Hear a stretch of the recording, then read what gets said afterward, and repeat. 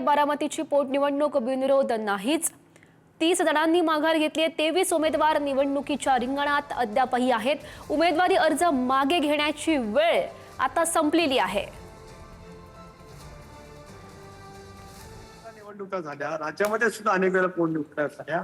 एक हिमालयाच्या मदतीला सह्याद्री लागला असं वर्णन होऊन चव्हाण साहेबांची जी पोटनिवडणूक लोकसभेची झाली, नाशिक लोकसभा मतदारसंघात ही अपवाद वगळता प्रत्येक निवडणुका या अनेक वेळेला निवडणुका होऊन झाल्या, एकाती झाल्या, एकतर्फी झाल्या. साहेबांचं मत कदाचित त्या दृष्टिकोनातून असेल. आज ते साहेबांनी मत व्यक्त केले. आपण काँग्रेस सोबत गेली अशी खूप चर्चा आहे.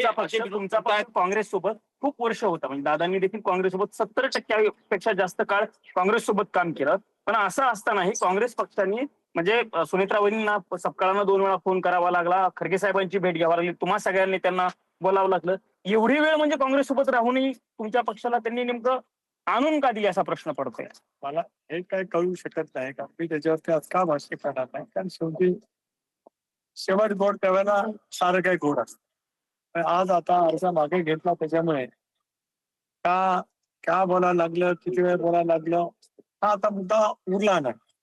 ज्या कारणासाठी आम्ही संपर्क करत होतो ते कारणच काँग्रेसने मोठ्या मनाने संपुष्टात आणल्यावर त्या बाबतीमध्ये प्रतिक्रिया देणं योग्य आहे. पण जो काही गैरसमज निर्माण करायचा प्रयत्न केला होता, काही संपर्क झाला नाही, आम्ही काही प्रयत्न केले नाही असं नाही. मी आणि बदलवानी प्रयत्न खडगे साहेबांशी संपर्क करण्याचा खूप केला. केरळमध्ये ते असताना किमान माझे 7-8 फोन झाले, पृथ्वीबाईंची सुद्धा फोन केले होते. पण त्यावेळेला काही कारणांच्यामुळे कदाचित त्यांनी फोन घेतला नसेल, काही त्यांच्या कार्यक्रमाची व्यस्तता असेल त्याच्यामुळे ते शक्य झालं नसेल. म्हणून काहींना असं वाटलं की बाबा मी आणि प्रभुबाई दिल्लीमध्ये काही कमी पडलो का, चूक आहे. पुऱ्या माहितीवरती काहींची वक्तव्य त्या ठिकाणी असतील, मी प्रयत्न करतो. पण राजकारणामध्ये काही वेळेला योग्य वेळ द्यावी लागत असेल, योग्य वेळ किंवा टायमिंग काँग्रेस आणायचा ठरवलं असेल, आजची 2 वाजण्याची वेळ त्यांनी पर्यंत ते वाट पाहिली असं टायमिंग अजून एक साधलं गेलेलं आहे ते रोहित पवारांच्या आणि हर्षवर्धन सपकाळ यांच्या म्हणजे असं म्हणतात की रोहित पवारची शिष्टाई कामी आली अशा पद्धतीची चर्चा सुरू आहे. कोणाला त्यांची शिष्टाई कामी आली असं काय श्रेय घ्यायचं, तुम्हाला कोणाला श्रेय द्यायला काय कमीपणा वाटण्याचं काय काम. आम्हाला एवढं माहिती येते निखळपणाने अजितदादांसारखा दिलदार नेता त्यांनी महाराष्ट्रातील सुरक्षित घडवला.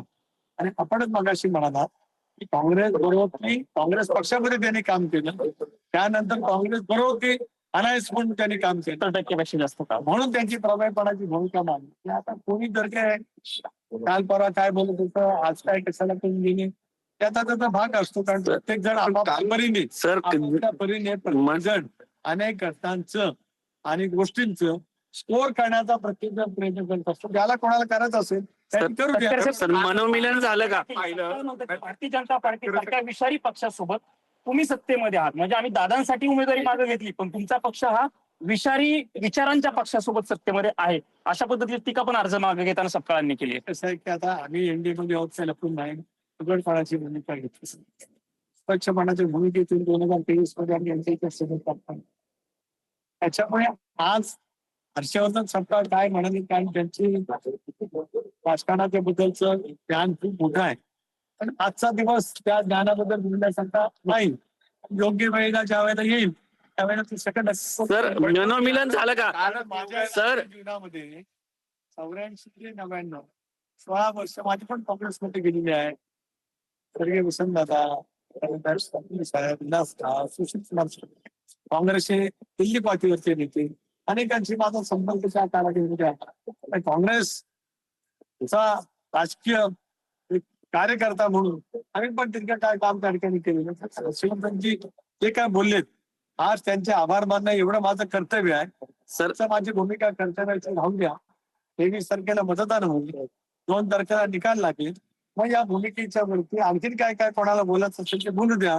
त्यांची सविस्तर. सर आणि योगायोगाने सर मनोमिलन झालं का? मध्ये शस्त्रसंधी झाली त्याची घोषणा पाकिस्तानने केली, तर तसा काहीसा प्रसंग निमित्त पाकिस्तान झालं अमेरिकेच्या शस्त्रसंधीसाठी.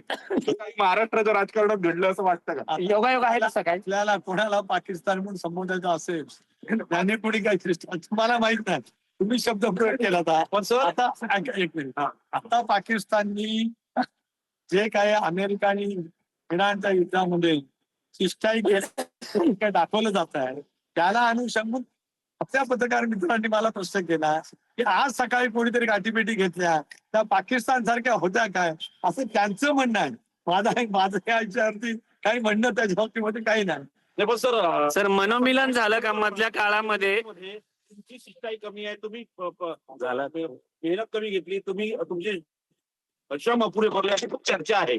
एक असं आहे की आज सध्या टार्गेट मी तर आहेच, पटेल पण आहेच. मी सांगितलं मी एक अटीट ओबीसीचा आहे. टार्गेट करणं सोपं राहतं ना. टार्गेट जरी किती केलं तरी जमिनीवरती पाहिजे घट्ट रोवलेले आहेत. किती वेळा टार्गेट केलं त्याचा काय फरक पडत नाही. सर मधल्या प्रयत्न किती झाले काय झाले सर्वांना माहिती आहे. एक आम्हाला प्रयत्न किती केले रस्त्यावरती उभं करून होऊन आरडाओरडा करून सांगण्याची कधी वेळ आलेली नाही. पण आमचं अंतर्मन